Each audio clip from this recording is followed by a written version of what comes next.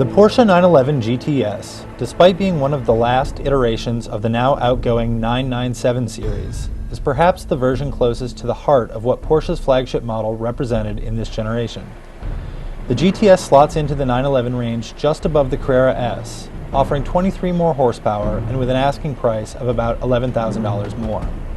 That still leaves plenty of breathing room for the far more powerful and dearer 911 Turbo in the upper reaches.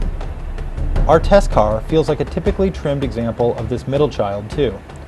Fitted with a standard rear drive instead of the optional all-wheel drive, and with Porsche's PDK dual-clutch transmission in place of the standard 6-speed manual.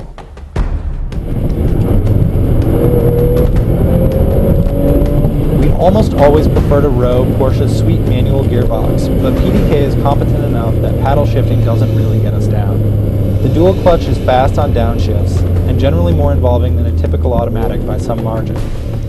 Acceleration offered up from the 3.8 liter is stirring by objective measure, with a 0 to 60 time of 4.0 seconds for our GTS with the Sport Chrono Plus package. Still, we'd argue that the all-wheel drive equipped Carrera 4, despite its power deficit, pushes us back in our seats a bit harder, especially when we're doing a launch-controlled start.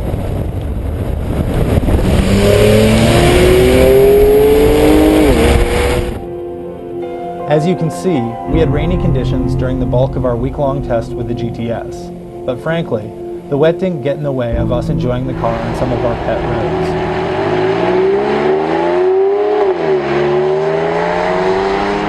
When powered by the back wheels only, modern 911s like the GTS still show us some of the same characterful rear-engine handling traits that have made the 911 legend.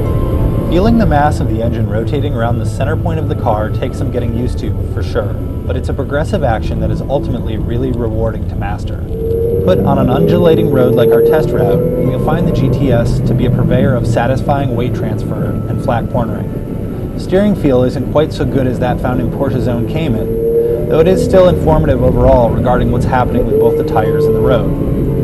In slightly more staid driving circumstance, using Porsche's default suspension and engine map settings makes the GTS a quick but laid-back car. Only the too firm ride keeps it from being luxurious outright. However, we mostly drove in the far more aggressive Sport and Sport Plus modes, with their improved throttle response and suspension firmness. Deploying the full voice of the GTS via the button for the dual mode exhaust is also a good way to make your drive a bit more thrilling.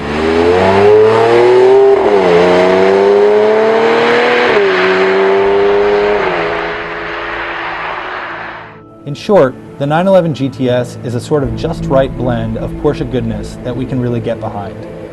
Though the turbos or GT3s of the range may be more involving overall, and the all-new 991 series an intriguing prospect, the GTS shows that the average 911 is no bad place to spend time for drivers.